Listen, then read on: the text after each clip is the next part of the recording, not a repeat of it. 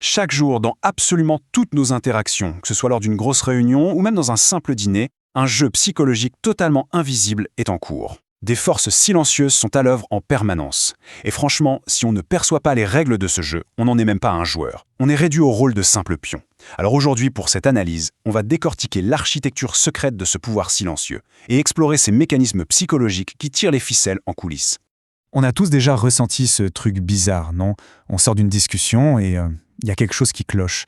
Sans trop savoir pourquoi, on réalise qu'on en a dit beaucoup trop, ou pire, qu'on a accepté un truc qu'on ne voulait absolument pas faire. On se sent presque, je ne sais pas, rétréci. Et le truc fou, c'est que ça n'a absolument rien à voir avec de la faiblesse de notre part. C'est juste le résultat mathématique d'une interaction où l'un connaît parfaitement les rouages de la psychologie humaine et l'autre navigue totalement à l'aveugle. En fait, la plupart des gens perdent simplement parce qu'ils ignorent ces fameuses règles cachées. Ce qui nous amène à notre première grande étape, l'architecture cachée du pouvoir. Depuis l'école, on nous apprend à débattre. On nous vend l'idée qu'avec la meilleure logique, les arguments les plus pointus, on peut convaincre n'importe qui. Mais c'est une immense illusion. La logique, c'est littéralement juste la partie émergée de l'iceberg. En dessous, c'est l'architecture psychologique qui gère tout. Ça se passe dans la posture, dans l'art de manier le silence, ou dans ce réflexe qu'on a souvent de se justifier alors que personne ne nous a rien demandé. La personne qui maîtrise cette architecture n'a pas besoin d'être agressive. Elle contrôle l'espace par sa simple présence. Passons maintenant à la deuxième partie, et elle est fascinante. Les illusions de la perception. Notre cerveau nous joue des tours en permanence et notre objectivité est, pour être honnête, super fragile. Prenons 3 biais majeurs. D'abord, l'effet d'ancrage. Le tout premier chiffre balancé dans une négociation, c'est l'encre. Il devient la référence absolue pour tout le reste. Celui qui jette cette encre contrôle la suite de la discussion. Ensuite, le contraste. Imaginons qu'on nous demande une faveur gigantesque, totalement impossible. Juste après, une demande un peu difficile semblera soudainement tout à fait raisonnable. Rien n'est jamais jugé de manière isolée.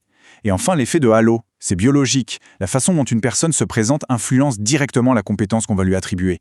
Soigner sa présentation, ce n'est pas de la vanité, c'est de la communication pure et dure.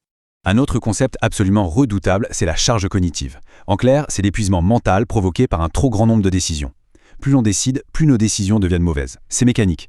Les gens qui ont un véritable pouvoir l'ont très bien compris. Ils simplifient les choix pour les autres, tout en protégeant leur propre cerveau comme un coffre-fort. Dire non à tout ce qui est trivial, c'est littéralement sauvegarder son énergie mentale pour garder un jugement tranchant comme un rasoir sur ce qui compte vraiment. Et puis, il y a le pouvoir absolu du cadrage. Regardons ces chiffres. C'est exactement la même donnée mathématique de chaque côté. Mais lire un taux d'échec de 10%, ça fait peur, ça crée une hésitation. Alors que lire 90% des personnes réussissent, ça donne envie d'y aller, ça génère de la confiance. L'impact émotionnel est diamétralement opposé. Celui qui choisit le cadre dicte la conclusion finale de l'autre. C'est sans doute l'arme la plus ancienne et la plus efficace pour orienter une décision. Ce qui nous fait basculer vers notre troisième axe, la dynamique des interactions.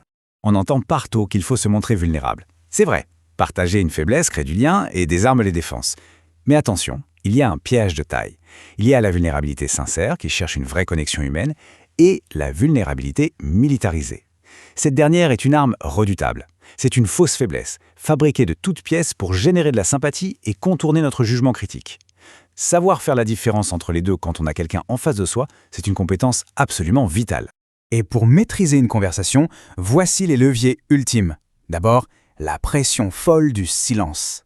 La plupart d'entre nous détestent les blancs, on veut les combler à tout prix parce que ça nous met mal à l'aise.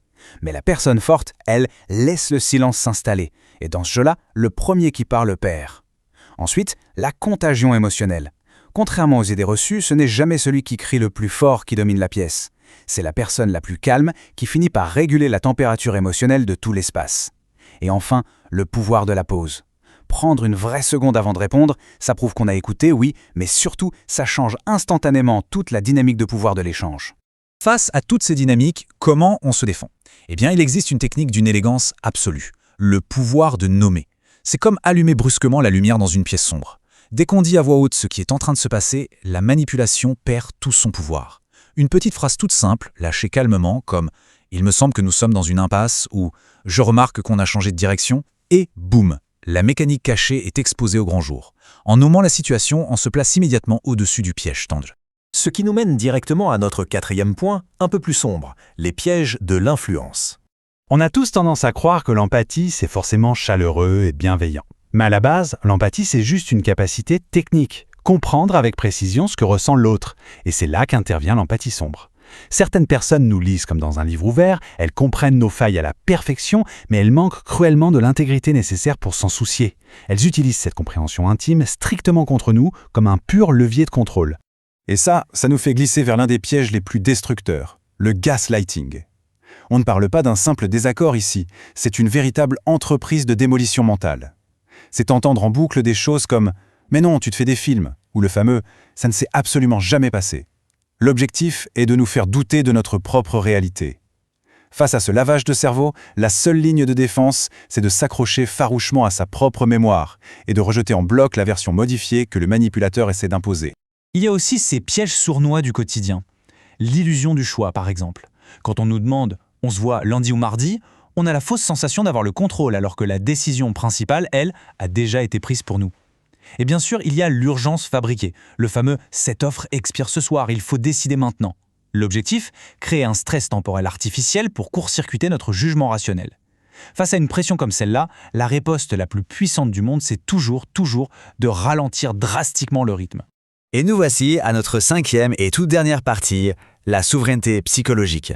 C'est ici qu'on inverse complètement la perspective. Une personne qui est solidement enracinée dans ses valeurs et qui connaît sa propre valeur devient tout simplement intouchable de l'extérieur. Les fausses urgences ou les manipulations glissent sur elle. Parce que le véritable sommet de l'influence, le vrai pouvoir, ce n'est absolument pas de plier les autres à sa volonté, c'est d'atteindre une immunité totale face au contrôle d'autrui.